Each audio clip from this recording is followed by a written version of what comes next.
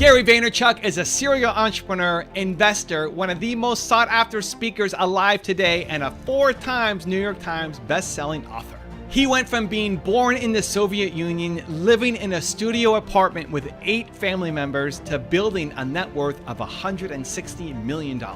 And today, we're gonna learn his best advice on how you can deal with negative feedback. Enjoy. Rise and shine, it's Entspresso time. I wake up every morning. Espresso keep me going. I wake up every morning.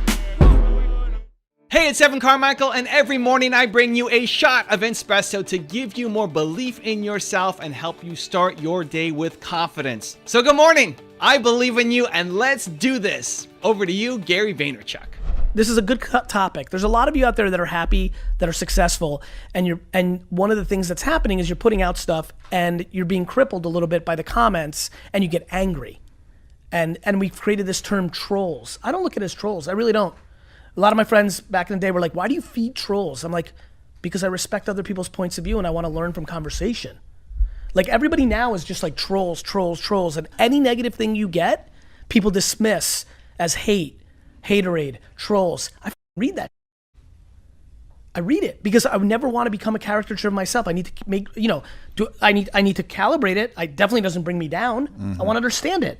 It allows me to adjust, and I have to adjust. We all have to adjust. I just think there's a lot of things going on in the system, but I really want to get people's minds more quiet because it is just one big game of, are you valuing other people's opinions or are you valuing your own process? Yeah. And just the validation from others is a no-win game. And I don't know what happened. I mean, I know what happened. Parenting and circumstance and environment. In hindsight, my ability to navigate high school without peer pressure, which is what I did, straight up. Like, it's been fun for my high school friends to be hitting me up on Facebook and stuff of that nature, They're just like, yeah, you really did do that. Like, I just didn't give a.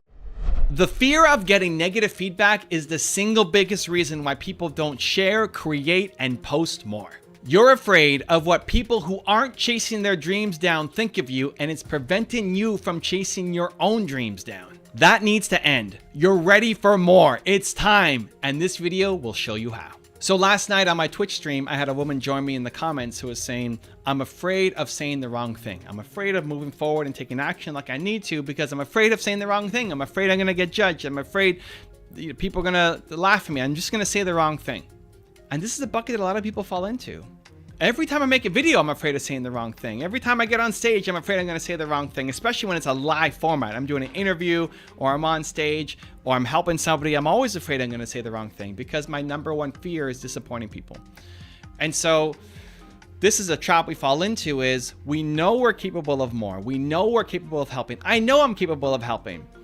But because you're afraid of saying the wrong thing, because you're afraid of letting somebody down, because you're afraid of giving the wrong advice, what ends up happening is you don't do anything.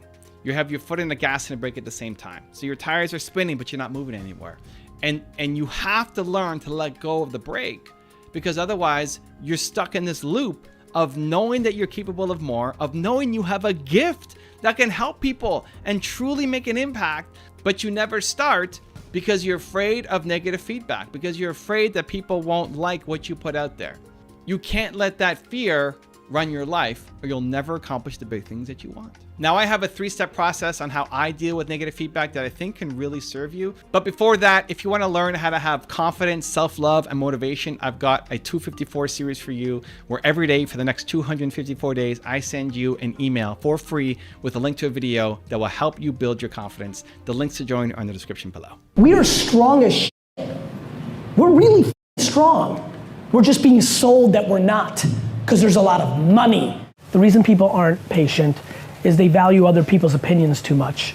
In a success world, please understand that success is happiness, not net dollars in. Okay, so how do I do it? What are the 3 steps that I use to deal with negative feedback that I think can really benefit you? Here we go. Step number 1 is always have empathy. If somebody's coming at you with negativity, with criticism, have empathy. Think about it. If somebody is defaulting in their life to negative, their life sucks. It's just true. Like, they are not happy with their life. It's not that they're a negative or nasty person. They just are not happy with their life right now. If the highlight of their life is coming to your YouTube channel and leaving a negative post and saying that you suck, and that's what you're so afraid of, this person's life sucks. They hate their life. And I feel bad for them. And so when you have empathy, when you try to understand where they're coming from and recognize that this person is in a really bad spot in life, because humans are built to serve, right? We're built to serve. Did you get your copy yet? Built to serve. Humans are built to serve. You are built to serve. So why would somebody lead with negativity? They're hurting. They're in pain right now. They're in a worse spot than you are. And so just try to imagine that person hating their life right now. And it removes the sting of the words. Having empathy removes this. It doesn't hurt you as much, right? So like if a baby hits you, one, it's probably not going to hurt that much because it's a baby. But two, you don't think that they're maliciously trying to attack you, right? It's their baby. They don't know any better. This is like, treat those people the same way. They don't know any better. They're in a negative cycle loop, and you just happen to got caught up in the crosshairs. So that removes the sting of the word so it doesn't hit you as much. Step number 2 is then ask yourself, do they have a point? Do they have a point? Is there anything to what they're saying that might be true? Most of the time, it's probably not, to be honest. A lot of times people are leaving negative comments more just out of their own frustration than out of any actual constructive criticism. But a certain percentage of the time, it will be. They'll be saying something in a really nasty, negative way, but behind it, there's actually something that you can learn from. And this becomes really important as you become an entrepreneur and have more success, is that you need to learn to be able to take feedback that's not just sugar-coated. If you can only take feedback when it's nicely gift wrapped, and when somebody comes and said, I love what you're doing and it's so amazing, and I've got this one little tiny idea that maybe can help you, but I love you, and you're like, if that's the only way that you could take feedback, you're never going to get the feedback that you need. Sometimes the feedback will come from somebody who's is just really nasty or is having a really bad day, right? And they'll just leave a really nasty comment. But when you've removed the sting from it, now you can actually process it to say, can I learn from this feedback or not? And then step number 3 is, I always ask myself, is my intention good? Ask yourself, is your intention good? If your intention is good, if your intention is to create something that serves, that helps, that is trying to have an impact, if that's your intention, it probably is if you're watching this channel and you're still here, if that's your intention, then you have to keep going. And you're going to make some mistakes, and you're going to let people down, and you will disappoint people, and some people will be negative and toxic towards you. It's going to happen. It will happen. But if your intentions are good, then you have to keep going. And so let that be the internal compass for you. Before you put out your next piece of content, before you design your next t-shirt, before you make your next product, or whatever it is that you're trying to put out that you're afraid to put out. You want to create this thing. You want to make this for the world, but you're afraid to put it out. Ask yourself, is my intention good? Because people may not always understand it, but as long as you understand your intention, then it gives at least me the strength to keep going and keep producing. Not everybody likes all my videos, but my intention is always good. My intention is always positive. And as I've done more, I've gotten better at making more and hopefully winning people over. But even when I try something brand new that doesn't work out, if people flame me, my intention was still good. And so I can live with myself. My intention is not to harm you, to screw you over, to make you upset. My intention is to serve, and sometimes I won't be able to do that well. It's okay. Keep moving on. Know that your intention is good. Now I've got a really special bonus clip that I think you're going to enjoy. But before that, question of the day, I want to know, what is something that you've been putting off that you really want to do that you haven't done because you're afraid of potential negative feedback? Let me know what that is. Put it down in the comments below. And if you made it this far in the video, you're still here watching, and you promise to take some action after watching this video, give me a hashtag believe in the comments as well. I want to celebrate you. I called unhappy customers, not happy customers. You know why happy customers do business with you. It's an easy call. You're amazing, Patrick. We love you. You're so great. You always do this for us. You always do that for us. I mean, you're just such an amazing person. I'm not learning there. I don't need more people to just keep telling me how amazing I am. I need people to tell me these are the 3 areas that we could improve in, right?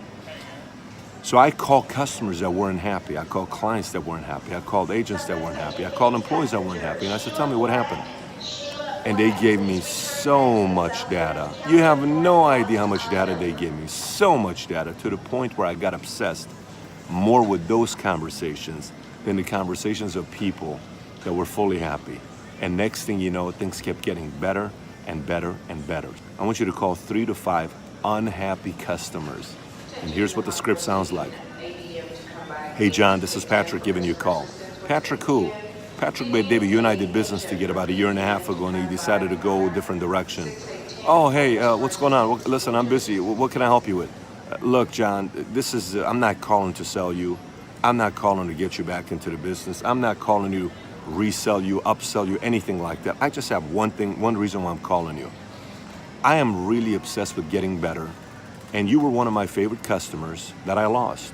And so I just wanted to call you for you to tell me, what was it that happened for you to make a decision to go to a different direction? What was it? And there's 2 things you're looking for. One, you're asking, was it me? Was it something I did? Or the second thing you're asking is, was it a part of the product? The part of the product is for you to know what adjustments to make and recommendations to make the next time. The part with you is permanent. This is an area where you can figure out a way to improve yourself, your game, and they'll advance you to the next level. Evan, thank you so much for having a couple seconds and being able to tell the Believe Nation a little bit about Empathy Wines. It means a lot to me that you would take this valuable real estate and time on your channel to give me some love. It means a lot. It's just good karma points, and so you're awesome. Thank you. Believe Nation, if you're into wine at all, go to empathywines.com. My whole career's work was poured into producing a wine that rivaled $40 to $60 wine for $20 a bottle. I'm just super excited about this subscription-based wine business. You can order 3, 6, or 12 bottles in subscription form, rosé, white, red. If you search on Instagram or Twitter, you will be blown away. People are literally like, I don't even like Gary Vee, but the wine's good. Super proud of the effort. Thanks, Evan, for the time. Wishing you guys all happy and healthy. If you want to learn how to market on social media like Gary Vee, check out the video right there next to me. I think you'll enjoy it. Continue to believe, and I'll see you there.